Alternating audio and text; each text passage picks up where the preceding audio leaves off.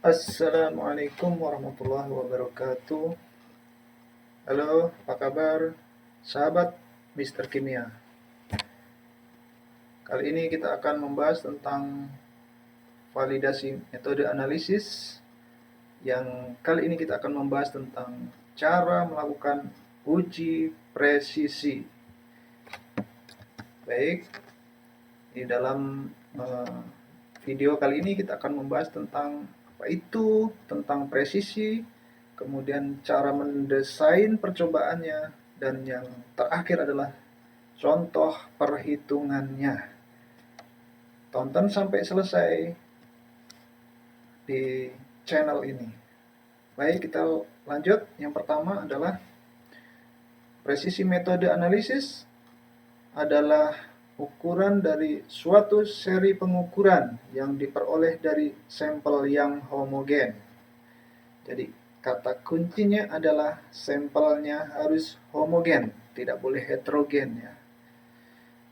Jadi ukuran statistik yang digunakan pada penentuan uji presisi metode adalah RSD atau Relative Standard Deviation atau koefisien variansi atau CV. Presisi sendiri meliputi repeatability, intermediate precision, dan reproducibility. Apa itu? Akan kita bahas dalam slide berikutnya. Baik, ibarat kontes memanah, uji presisi adalah ukuran dari keberulangan suatu anak panah ketika menyentuh dengan target. Yang penting datanya mengumpul, berarti dia presisi. Belum tentu anak panah tersebut harus akurat, tepat mengenai sasaran yang di tengah. Sementara ketepatan adalah ukuran dari akurasi. Kita lihat yang pertama. Kita lihat ini hasil memanah. Ya, kita lihat hasilnya cukup presisi, keberulangannya sangat terulang, beberapa kali pengulangan hasilnya di sini. Tetapi hasilnya masih jauh dari targetnya yang lingkaran warna merah. Berarti ini bisa disimpulkan hasil tembak kita cukup presisi, sangat presisi, tapi tidak akurasi. Kenapa presisi? Ya karena mengumpul. Kenapa tidak akurat? Ya karena jauh dari nilai benarnya. Nilai benarnya adalah yang berwarna merah. Kita lihat yang hasil yang kedua.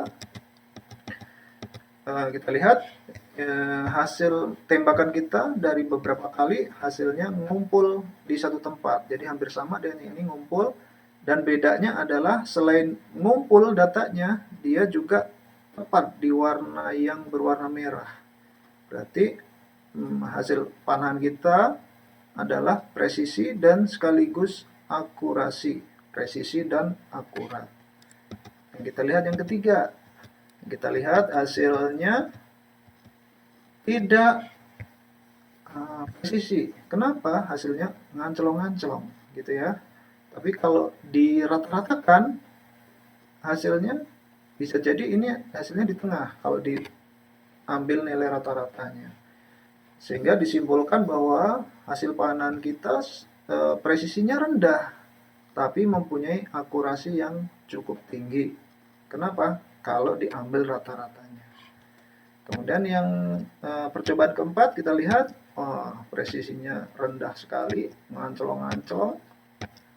Selain juga nganclong-nganclong, kalau dirata-ratakan pun hasilnya tidak dinilai benarnya, gitu ya. Jadi hasil panahan kita yang keempat ini akurasinya rendah, presisinya pun rendah, gitu ya. Baik, kita akan bahas tentang yang presisi pada kali ini. Jadi presisi sendiri tadi ada disebutkan 3. Yang pertama adalah repeatability atau keterulangan, dan ini nanti akan kita simulasikan cara penghitungannya. Repeatability adalah kondisi percobaannya itu sama pada interval waktu yang singkat. Jadi sampel dipreparasi dengan beberapa kali ulangan, ya minimal 6 kali ya, bisa 6 sampai 10, bahkan boleh lebih. Makin banyak jumlah sampel yang disiapkan, pengulangannya makin bagus, makin baik. Jadi diuji pada hari yang sama, alatnya pun sama, analis atau yang menguji pun harus sama, serta kondisi lainnya pun sama.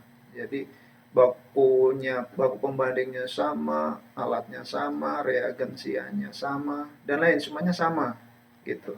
Ini disebut sebagai repeatability gitu ya. Ini juga disebut sebagai intra-assay precision, dan ini adalah uji presisi yang paling sederhana gitu. Dan ini akan kita coba nanti untuk menghitungnya. Yang kedua adalah intermediate precision, disebut juga dengan within laboratory variation. Jadi ini rancangannya adalah kita menguji sampel yang sama, yang homogen, tapi dibedakan harinya. Jadi misalkan hari 1, 2, 3, atau 4 gitu ya. Atau analisnya yang berbeda, misalkan ada analisnya 6. Nah, jadi harinya boleh sama, misalkan hari pertama, hari pertama dengan melibatkan 6 analis yang berbeda. Nah, ini bisa disebut sebagai intermediate precision. Bisa juga alatnya sama, bisa juga instrumennya yang berbeda gitu ya. Misalkan kita punya beberapa alat, misalkan spektro ada 6 misalkan. Nah, ini bisa kita gunakan untuk menguji satu parameter presisi gitu ya. Jadi yang paling sederhana ya yang tadi, yang repeatability. Tapi pada jurnal-jurnal itu juga selain repeatability juga dilaporkan intermediate precision. Jadi bisa analis yang berbeda, bisa instrumen yang berbeda, bisa harinya yang berbeda. Jadi intermediate precision ini juga bisa digunakan sebagai data ruggedness itu ya, menurut ICH. Nanti kapan-kapan kita bahas apa itu ruggedness. Yang ketiga, desain presisi itu adalah reproducibility, merupakan repeatability test at different labs. Jadi ini sudah melibatkan laboratorium lain gitu ya. Nanti bisa disebut juga sebagai uji kolaborasi. Ada juga yang menyebutkan uji banding antar laboratorium. Ada lagi istilahnya bisa macam-macam. Intinya adalah kita ingin membandingkan apakah suatu metode analisis itu baik tidak terhadap reproduksinya terhadap lab lain gitu ya. Intinya sampelnya kita split, misalkan ada 8 laboratorium misalkan, berarti sampelnya kita homogenkan dulu, kita bagikan ke 8 laboratorium, dan metode analisnya pun kita berikan. Jadi yang ingin diuji adalah metode analisisnya ini reproducible, artinya dia presisi atau tidak, bukan laboratoriumnya gitu ya. Jadi kata kuncinya yang ingin kita uji adalah presisi metodenya. Jadi ini tidak seperti uji profisiensi. Kalau uji profisiensi tujuannya kan ingin mengetahui kompetensi laboratorium. Jadi pada uji profisiensi metode analisisnya tidak diberitahu, jadi terserah metode analisis yang eksis di laboratorium tersebut. Tapi pada uji reproducibility metode analisis, justru karena yang ingin diuji presisinya adalah metode, maka metodenya kita bagikan kepada mereka, dan mereka harus mengikuti metode tersebut. Sampelnya pun kita bagikan, karena sampelnya di awal tadi dinyatakan harus sampelnya harus homogen gitu ya. Jadi kita siapkan. Yang kedua, berbeda analisis atau instrumen dari laboratorium yang berbeda. Ini pun bisa didesain seperti itu. Baik. Sekarang kita akan bahas uji presisi yang paling sederhana dulu, ya, yang kita sebut sebagai presisi yang secara sederhana, atau repeatability ya, kita sebutkan tadi. Yang pertama adalah tentunya kata kuncinya yang pertama tadi, menyiapkan sampel yang homogen. Sampel, kalau di laboratorium kita bisa menggunakan beberapa sampel yang bisa kita gunakan untuk uji presisi. Yang pertama adalah sampel rutin yang sudah mengandung analit. Nah, ini silahkan menggunakan apa. Misalkan kita ingin melakukan validasi metode penetapan kadar asam asetat, nah gitu ya, dalam asam cuka gitu ya, yang ada di pasaran. Nah, berarti sampel yang ada itu bisa kita gunakan untuk uji presisi. Nah, yang kedua, kita bisa menggunakan sampel simulasi. Nah, sampel simulasi ini nanti manfaatnya selain kita dapat hasil uji presisi, kita sekaligus dapat uji akurasinya, gitu ya.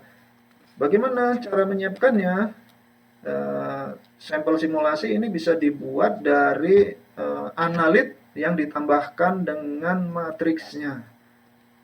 Analit adalah senyawa yang dianalisis, matrik adalah senyawa lain yang ada di sampel selain analit. Itu disebut matriks. Nah, sebagai contoh. Jadi kalau kita ingin membuat sampel asam cuka dalam produk simulasinya, berarti kita menyiapkan asam asetat, kemudian kita larutkan dalam air sampai konsentrasinya sebagaimana yang biasa ada di pasaran, misalkan 12,5%, gitu ya.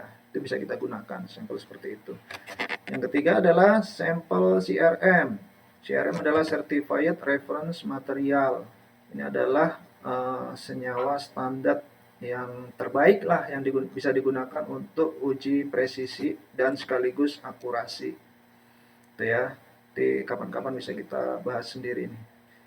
Kemudian selanjutnya adalah lakukan homogenisasi jika diperlukan. Kenapa homogenisasi ini diperlukan? Ini untuk melihat bahwa karena presisi ini adalah untuk mengetahui statistik RSD, ini diharapkan bahwa rasio standar deviasi atau ketidakpresisian atau ukuran kepresisian ini hanya berasal dari metode tersebut, bukan karena sampelnya sendiri tidak homogen. Maka dari itu fungsi homogenisasi sampel di sini menjadi sangat penting, gitu ya.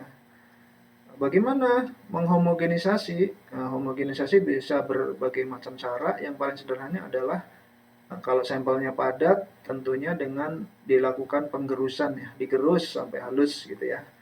Sementara untuk sampel cairan tidak perlu dilakukan homogenisasi, kecuali kalau terjadi endapan gitu ya, berarti homogenisasinya dengan cara diaduk. Gitu.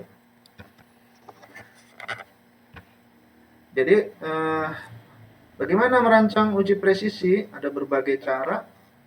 Setidaknya yang ingin saya paparkan ada dua. Yang pertama adalah cara pertama itu menguji sampel dengan 6-10 kali ulangan pada level konsentrasi tersebut yang kita anggap sebagai 100%. Misalkan asam cuka tadi ya, konsentrasinya 12,5% misalkan, sesuai yang ada di pasaran.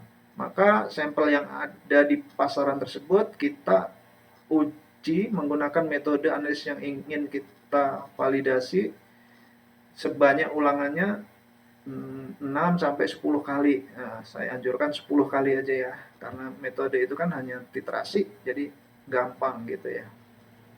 Jadi 6-10 kali ulangan. Gitu ya.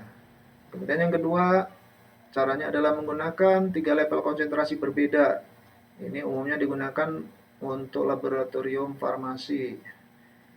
Misal menggunakan 80 100 dan 120% dari konsentrasi target. Dan masing-masing konsentrasi dilakukan 3 replikasi atau 3 pengulangan. Maksudnya bagaimana? 80, 100, 120%. Nah, contoh, misalkan kita ingin menguji tablet paracetamol. Nah, kita tahu ya, tablet paracetamol misalkan isinya 500 mg per tablet. Nah, tabletnya misalkan dari 500 mg tersebut, jumlah bobot totalnya termasuk pengisinya misalkan 1000 gitu ya. Maka konsentrasi paracetamol yang 100%-nya itu berarti 500 mg per 1000 mg. Nah, itu dianggap yang 100%-nya. Kalau 80%-nya bagaimana? Ya berarti kita bisa membuat 80% kali 500 mg dibagi 1000 mg. Seperti itu dan seterusnya. Ini masing-masing kita buat dengan pengulangan 3 replikasi. Kemudian lanjut, dianjurkan juga dilakukan pada hari yang berbeda dan analis yang berbeda. Nah, yang tadi itu ya kita menyebutnya sebagai intermediate presisi. Baik, setelah kita menyiapkan sampel, selanjutnya adalah kita menyiapkan metode analisis yang ingin kita validasi.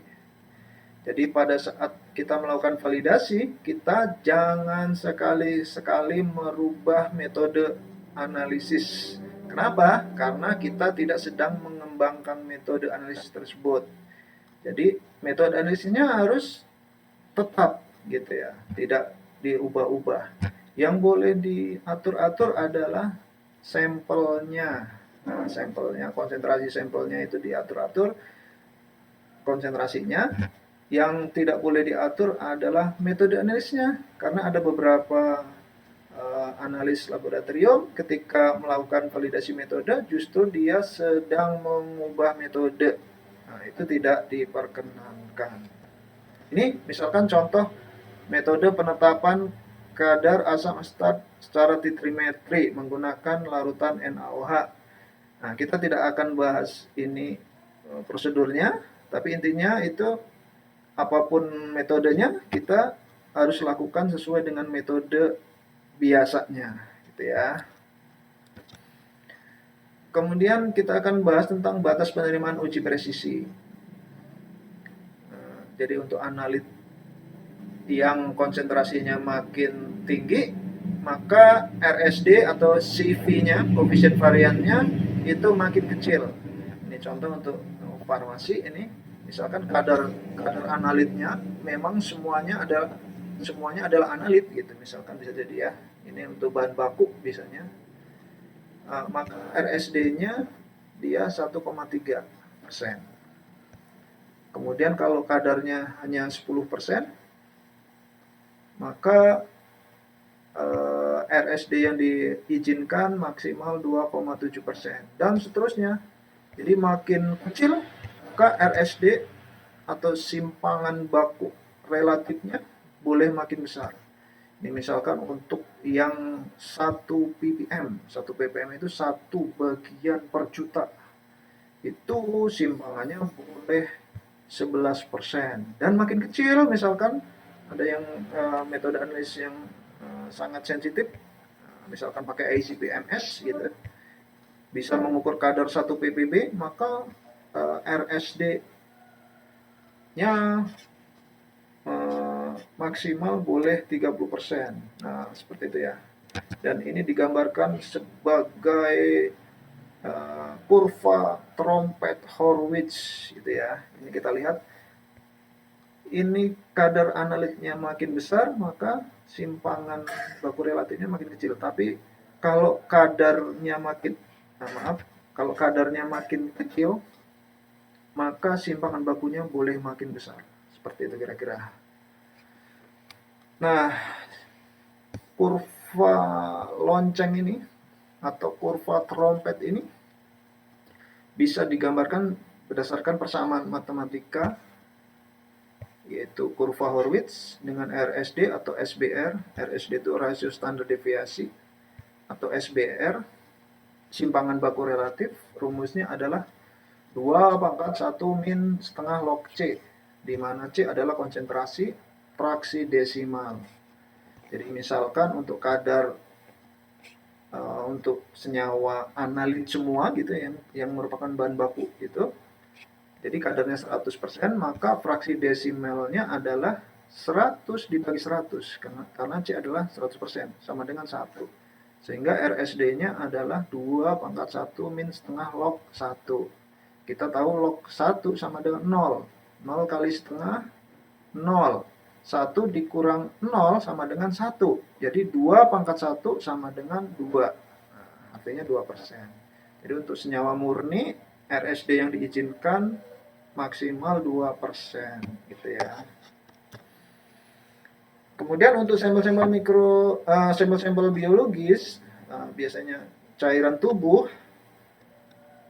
itu menurut CLIA gitu ya. CLIA untuk parameter bilirubin, koefisien variansinya boleh maksimal 7, kolesterol 6, kreatinin 6%, glukosa 5%, protein total 3%, albumin 6, ureum 8, asam urat 7, trigliserida 7, GOT 7, GPT 7, GGT 7, fosfatase alkali 7. Seperti itu. Baiklah, kita akan memberi contoh, misalkan uji presisi metode analisis untuk penetapan kadar asam cuka secara titrasi alkalimetri yang menggunakan NaOH tadi ya. Misal kita sudah melakukan pengulangan menggunakan sampel yang sudah homogen, kemudian masing-masing kita uji sebanyak 10 kali ulangan. Ini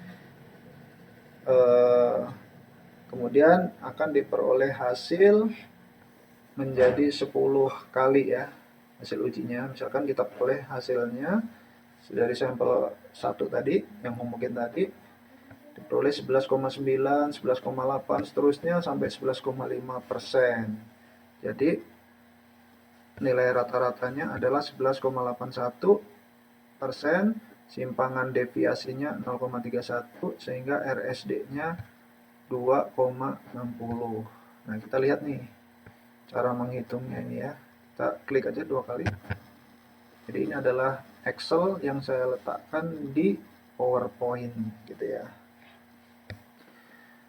Ini hasilnya seperti biasa, Anda ketik aja di Excel 10 angka secara berderet ke bawah, dan ini adalah rata-ratanya.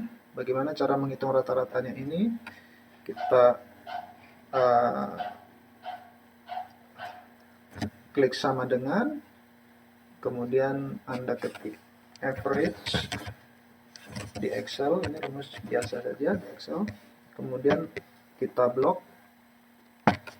dari 1 sampai 10, kemudian ditutup, enter, dapatlah nilai 0,81 ya, cukup mudah ya. Kemudian standar deviasi yang ini 0,31, caranya adalah kita klik sama dengan, kemudian kita ketik standar deviasi, stdef, stdef, kemudian buka kurung, terus kita sorot datanya sebanyak 10, tutup kurung, enter, dapatlah 0,31. Kemudian cara memperoleh RSD sama dengan RSD atau koefisien varian sama dengan nilai SD tersebut atau standar deviasi dibagi nilai rata-ratanya gitu ya. Kemudian kalikan dengan 100. Kenapa kalikan 100? Karena satuannya persen di sini. Dapatlah nilainya 2,6. Gitu ya. Sehingga kita udah dapat nilai dari RSD pada penetapan kadar asam cuka secara titrasi alkalimetri. Baik, selanjutnya kita ke slide berikutnya.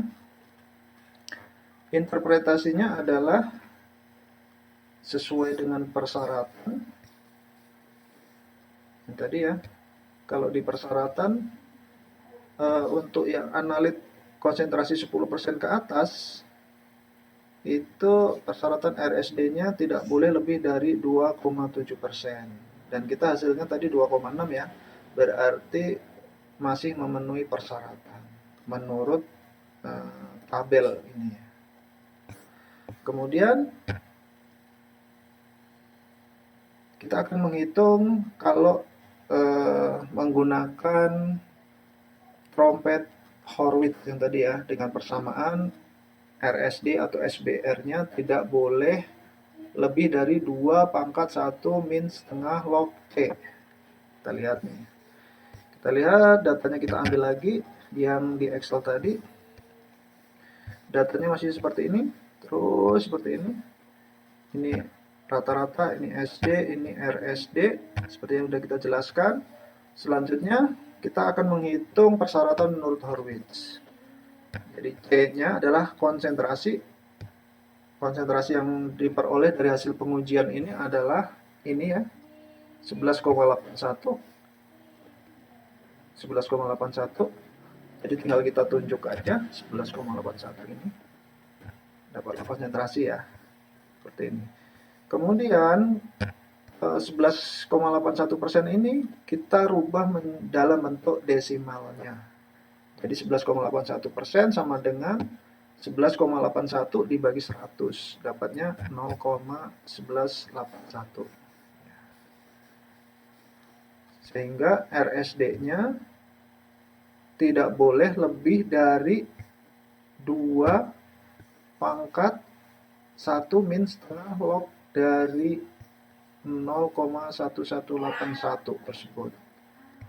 Gimana menghitungnya? Ya, gampang cara menghitungnya. Ketik saja. Sama dengan ya,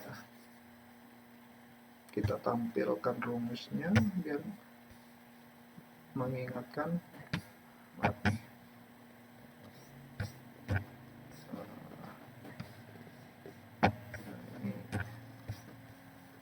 Sebentar. Nah, ini rumusnya kita tampilkan biar kelihatan.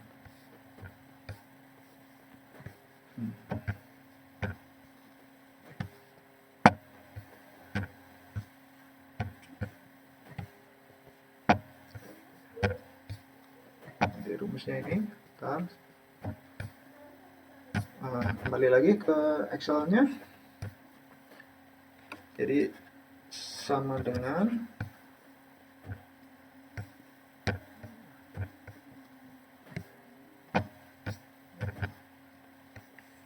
sama dengan 2 pangkat kita beri tanda seperti topi ya. Nah, seperti ini. Kemudian ikuti saja rumus yang ini. Jadi 1 dikurang 0,5 sebagaimana rumus di atas. Terus kali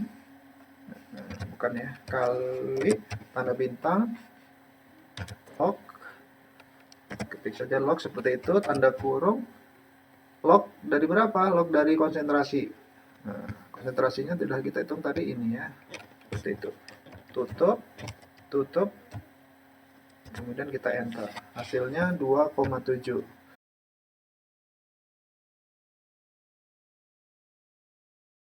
Jadi kesimpulannya adalah